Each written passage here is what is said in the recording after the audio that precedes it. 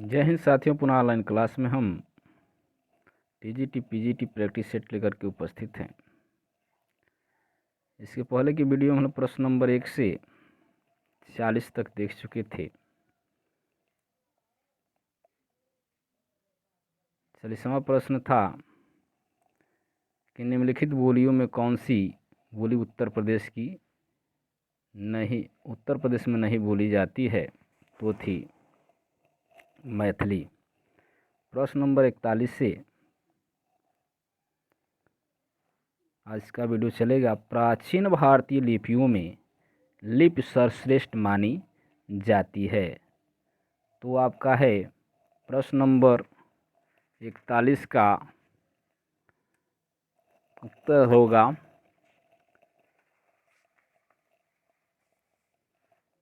B, Brahmi.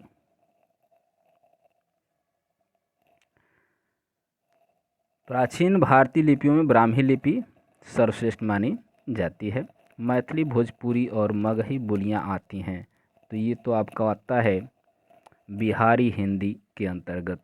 प्रश्न number D आपका सही हो, 42 का डी सही होगा विकल्प। प्रश्न नंबर 43 का होगा प्रयोगवाद का जन्म छायावाद और किसी की रूढ़ियों की प्रतिक्रिया में हुआ, तो प्रतीकवाद या रीतिकाल या प्रगतिवाद या भक्तिकाल।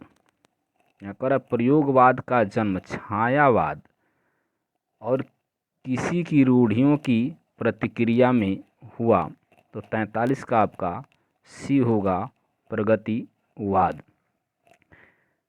तो यहाँ किसकी रूढ़ियों में, तो प्रगतिवाद की रूढ़ियों की प्रतिक्रिया के फलस्वरूप हिंदी साहित्य में प्रयोगवाद हुआ था।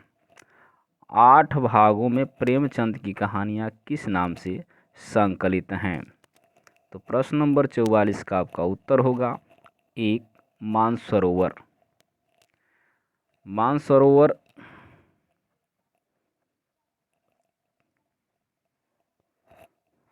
44 का कह रहा है कि 8 भागों में प्रेमचंद की कहानियाँ किस नाम से संकलित हैं, तो मानसरोवर नाम से।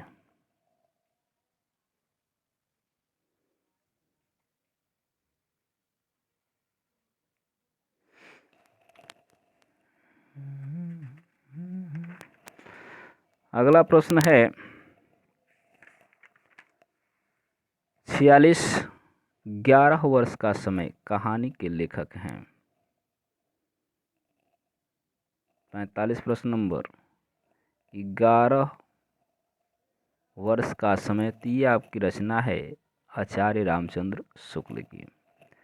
प्रसाद की गुंडा कहानी में इतिहास के किस युग का चित्रण किया गया है, तो 46 का आपका होगा डी, ईस्ट इंडिया कंपनी का समय है।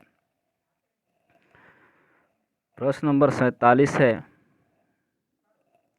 जन्म काल के आधार पर निम्न संत कवियों का सही अनुक्रम होगा, तो 47 का आपका होगा बी, गुरु नानक, दादू, मलुकदास, सुंदरदास।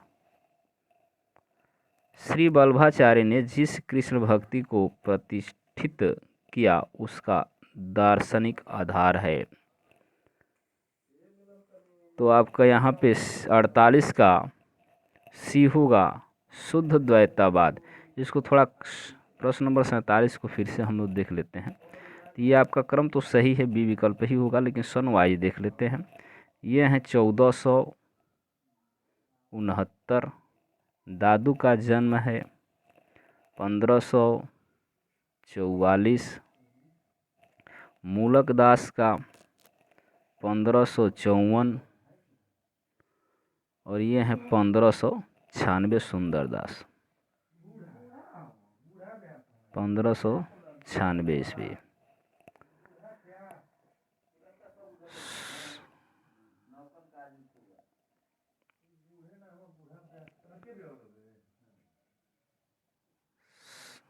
शुद्धतावाद। इसके प्रतिपादक हैं वल्लभाचार्य।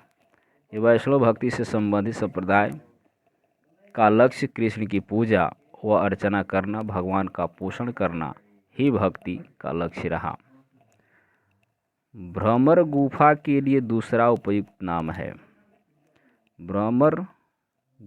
भ्रमर गुफा के लिए दूसरा नाम क्या है? तो ब्रह्मरंध्र है।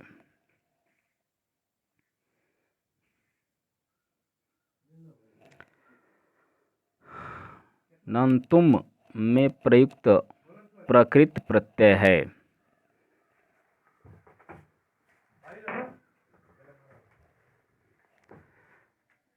प्रश्न नंबर 50 का आपका ये विकल्प होगा नमः धन तुमुन। नमः धन तुमुन, इसमें नमः धन तुमुन इस धातु में अनिट होने का कारण इंकार का प्रयोग नहीं होगा। मिसादय का संधि विच्छेद होगा। निषादय का संधि विच्छेद होगा तो मेष धन आदय, यानी विकल्प आपका ये होगा मेष धन आदय। प्रश्न नंबर 52 का है बालकः वेदं पठति में संधि होगी। बालकः वेदं पठति में संधि होगी तो आपका ये होगा उत्व संधि।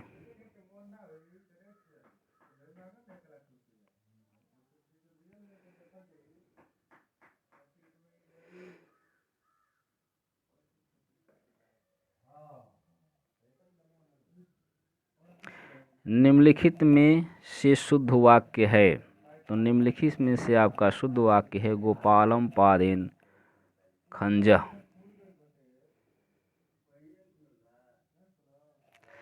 प्रश्न नंबर 54 का है ब्रह्मण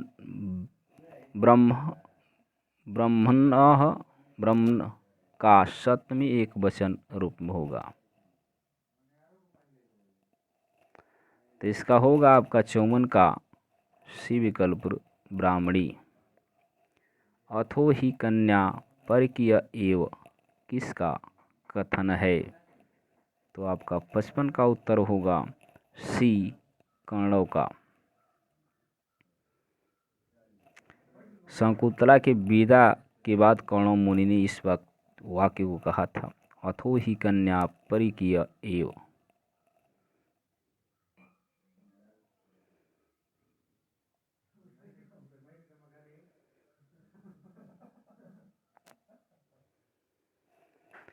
इदनम रचना किसकी है?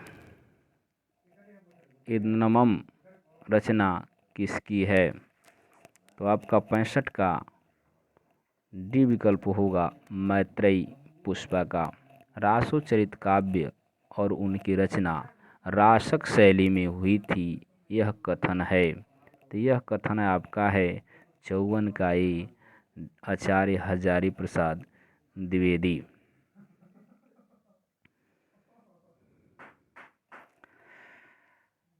प्रश्न नंबर 58 है बाणभट्ट की आत्मकथा। बाणभट्ट की आत्मकथा एक क्या है? उपन्यास है।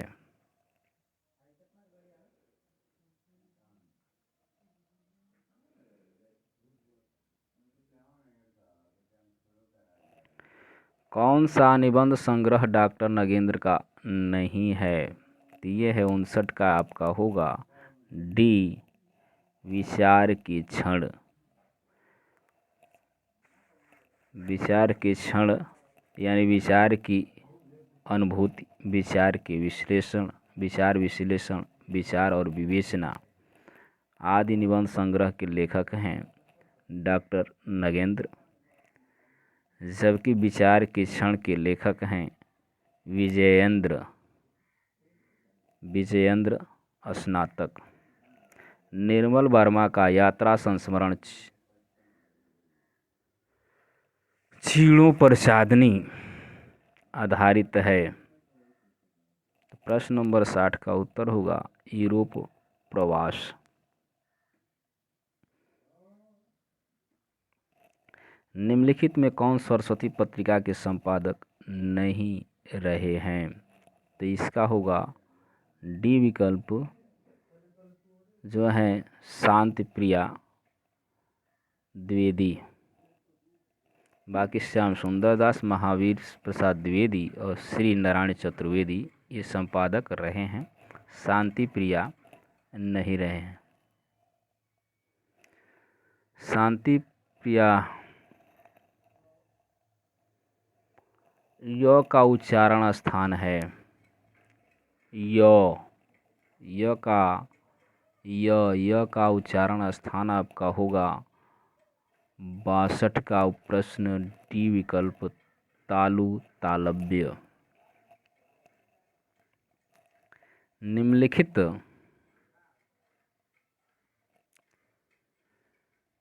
में मूल ध्वनियों के लिए जो चिन्ह मान लिए गए हैं, जिस रूप में ये लिखे जाते हैं उसे क्या कहते हैं? तो लिखे जाने के लिए लिप शब्द का प्रयोग किया जाएगा, यानी 63 का आपका बी सही होगा। प फ ब भ म व्यंजन होते हैं, तो ये ओष्ठ व्यंजन होते हैं।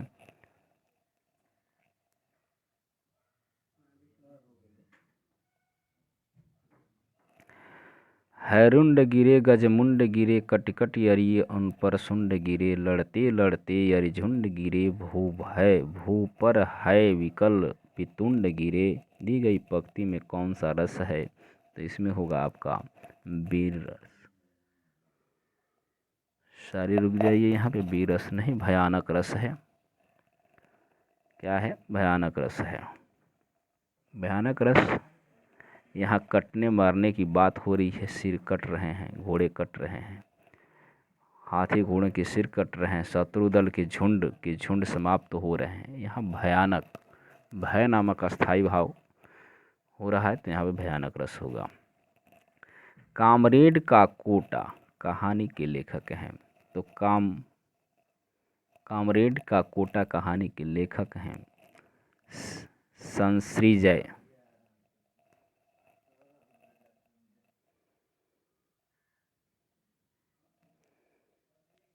संश्रीजय हैं कामरेड कोटा की कहानी के लेखक। इनकी अन्य कहानियां हैं भागदत्त, हाथी, नंगा आदि। शेष विकल्पों में लेखक कृतियां इस प्रकार हैं, जैसे यहाँ पे दिया है विनोद कुमार के हैं पीड़ पर कमरा, अखिलेश का है अंधेरा, आदमी नहीं टूटता, मुक्ति और शापग्रस्त, ज्ञान रंजन का है फीस की इधर उधर, यात्रा क्षणजीवी, सपना नहीं। सफ़ेद कौवा कहानी के लेखक हैं? तो सफ़ेद कौवा कहानी के लेखक हैं मंजुल भगत, यानी ये विकल्प आपका सही है।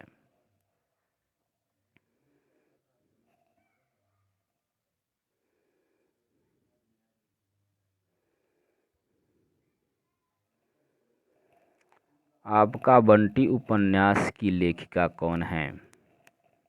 तो 68 का आपका होगा बी विकल्प मनु भंडारी।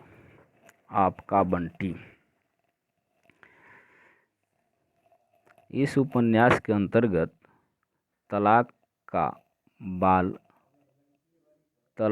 बाल मन पर पड़ने वाले प्रभावों को दर्शाया गया है, यानी तलाक का जो प्रभाव पड़ता है, बालकों पर पड़ता है, उसको दर्शाया गया है। वैदेही वनवास के लेखक हैं? तो वैदेही वनवास के लेखक हैं अवध्या सिंह उपाध्याय हरिऔध। अगला प्रश्न है किस वाक्य में करण कारक यानी प्रसक का प्रयोग किया गया है? तो ये आपका होगा डी, हम नाक से सांस लेते हैं। बर का स्त्रीलिंग होगा, तो बर का स्त्रीलिंग होगा वधू। सी विकल्प आपका सही है। पत्ती शब्द का बहुवचन रूप कौन सा होगा? पत्ती शब्द का बहुवचन रूप कौन सा होगा? तो यहाँ आपका होगा 72 का ये पत्तियाँ। किसके साहित्य को हम सरस्वती और इंदु में जिस प्रयोगात्मक रूप को से देखते हैं वही उस साहित्य का असली रूप है। तो ये आपका 73 का उत्तर होगा बी द्विवेदी युग में। भाग्यवंती उपन्यास के लेखक कौन है? भाग्यवंती उपन्यास के लेखक कौन है? तो 74 का उत्तर होगा श्रद्धा राम। भाग्यवंती उपन्यास के श्रद्धा राम शर्मा है, इनका पूरा नाम है शर्मा। इनके अन्य है श्रद्धा राम का अन्य नाम है श्रद्धा राम फुलौरी। इन्होंने ही प्रसिद्ध आरती ओम जय जगदीश हरे की रचना की थी, यानी फुलौरी से याद रखेंगे। निम्नलिखित में प्रेमचंद के उपन्यासों के पात्र हैं? तो 75 का आपका सी होगा हरि प्रसन्न। हरि प्रसन्न जैनेन्द्र कृत उपन्यास सुनीता का पात्र है।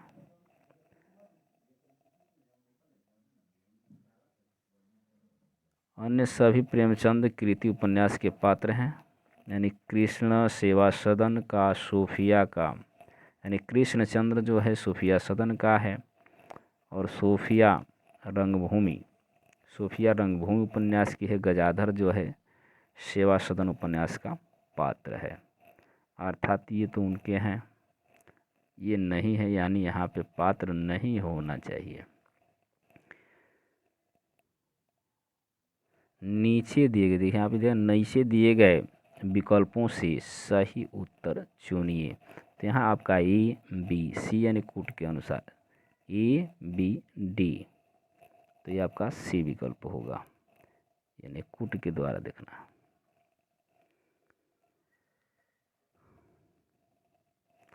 हिंदी कहानी में यथार्थवादी परंपरा की नींव किसने डाली? प्रश्न नंबर 76 का उत्तर होगा प्रेमचंद्र ने। प्रथम रश्मि का आना रंगिणी तूने कैसे पहचाना किस कवि की पंक्ति है?